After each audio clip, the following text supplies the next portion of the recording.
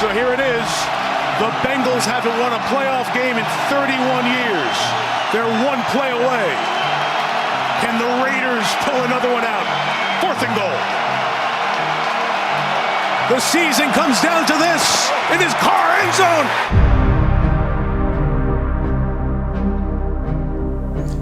Honestly, I'm just trying to hold back emotion because I didn't plan on that happening. You know, I didn't expect it to have to go that way. I just felt so confident in the game plan. And so it's just hard right now. But looking at the season, you definitely have some pieces there. It'll be interesting to see what happens. Who do you keep? Who do you add? Who stays? All that kind of stuff. It's going to be. I'm sure we're all going to want to see those tweets coming through, like what's going on. We're Raiders. We're going to play football. We'll see what happens.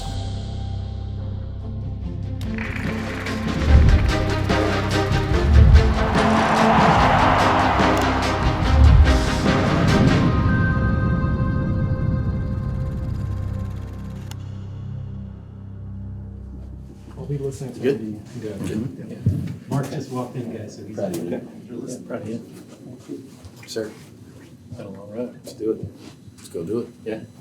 The mission here, Mr. Davis has made it very clear to me. We're going to build a culture that is sustained by high character people that work hard to meet that championship standard in every area. Every task will be measured with the same standard of excellence. We'll be demanding, but never demeaning. We'll be an organization that lives in the details. We want a tough, smart football team that's explosive.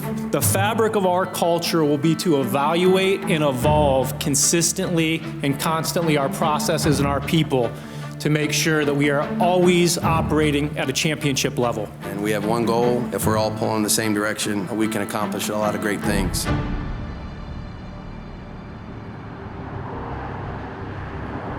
After 2 years, the NFL Combine returns to Indianapolis. Indianapolis, Indiana, Lucas Oil Stadium, home of the Colts, and we are awfully excited to be here in unseasonably warm weather in the 317, the Crossroads of America, for the NFL Scouting Combine in 2022. We are back in business. With the Josh McDaniels, Dave Ziegler era officially started in Las Vegas, the attention turns to the NFL Combine.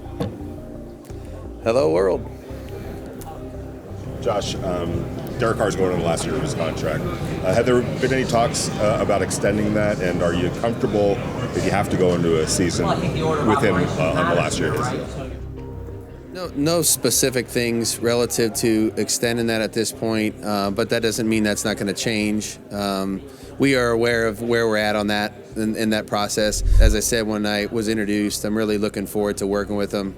He's won a lot of games. I feel good about what we can do with Derek as our quarterback.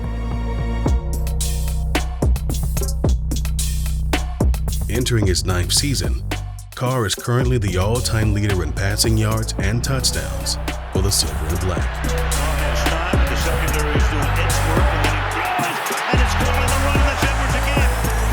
Finishing in the top 5 for passing yards during a roller coaster season, Carr led the Raiders to their first playoff appearance since 2016. The gun, quick lob over the top, touchdown!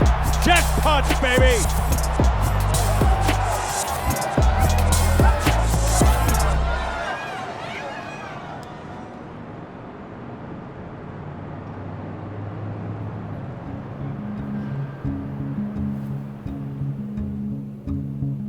Coaches and GMs get their first look at draft prospects in person for the 2022 draft.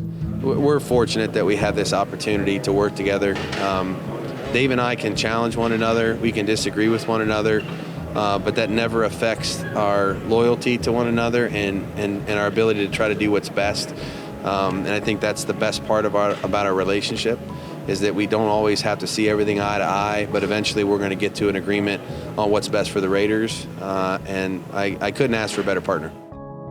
In terms of what we're looking for in the draft, free agency, really the entire team, I would say what we're looking at to do is build depth and competition. Like, that's really, I think, a really important part of team building that benefit, whether it's the quarterback, the offensive line, the running backs, right? A pass rush benefits the corners benefit a pass rush. So our focus is about building depth and competition, like, throughout the team, and that is the focus.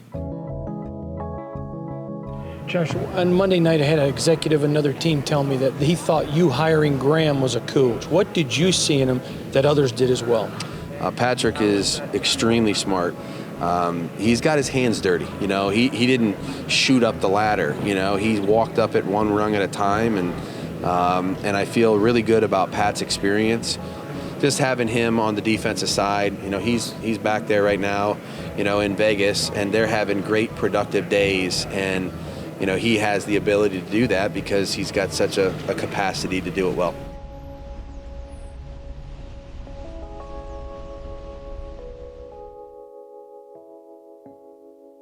First thing, you know, make sure we get the right people here to work with each other. Ultimately Josh made the decisions, but like just presenting him with the guys I think that are going to be good for the staff. I think that's a big part of what we do. Like a cohesive group as a staff that's going to work well with the players. I thought that was important. Then once they got here, us getting on the same page, because you got people coming from different systems, different organizations. That's different languages or different dialects, however you want to look at it, and we all have to get on the same page so that when we're talking football, when we're talking what we want to do in terms of scheme-wise, everybody's on the same page. So that's been an important part of the process right now, getting everybody on the same page, what the vision of the head coach in terms of schematically, then through the coordinators, and in my case, the defensive coordinator, making sure everybody knows what I'm looking for so that we can go ahead and present the information to the players. What you're looking for, to me, like when you get a chance to meet the player, you're looking for their aptitude. Where are they at with that? Can they learn? That's what you're hoping for.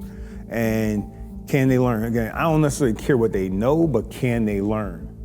And now you might have some guys that just start off with that are really smart football players and understand everything. That's a bonus, you got me? But like the guys that can they learn? That's the football intelligence part. Can they learn? If they can learn, then we got to trust ourselves to coach them and get them, to get that IQ up.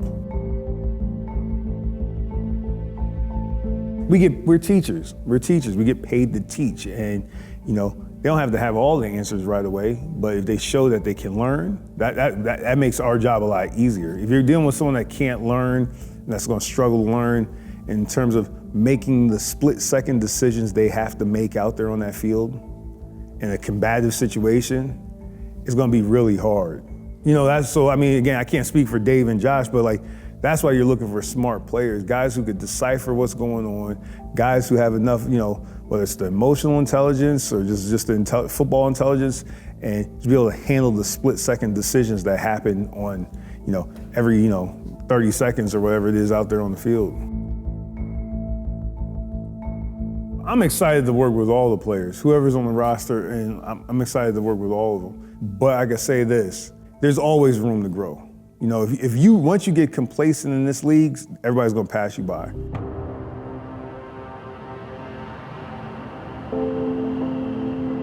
Because when we came in, from a free agency standpoint, you typically would be a lot farther ahead than maybe where we are today. Now we'll get to where we need to be.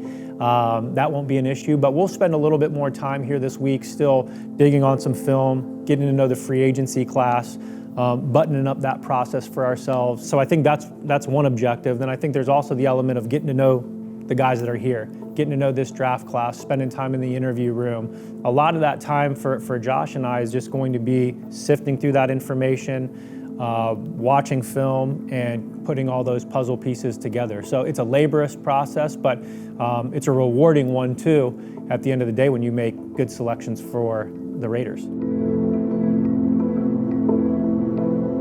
You're trying to improve your football team, in every way, shape, or form you can all year round. It's not a process that just starts in March and then is over in a few days. Certainly there might be some guys that we have an interest in that could come in and really impact us. But that's going to happen throughout the month of March, into April, into the off season, into training camp. If you look at it and you kind of look at it in a very short spurt or short window, you probably make a few mistakes along the way. What we're going to try to do is take a bigger picture view of that and look at it as a year-round process. Any opportunity that we can to improve the Raiders, we're going to take full advantage of it.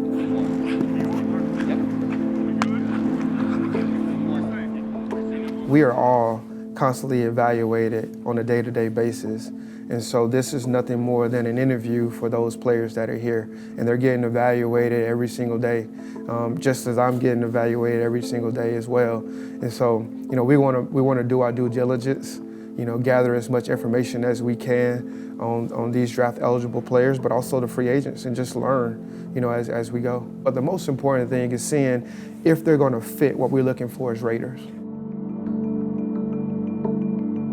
As the combine comes to an end and free agency approaches, the dominoes begin to fall for the Raiders, including locking down one of their own. Crazy.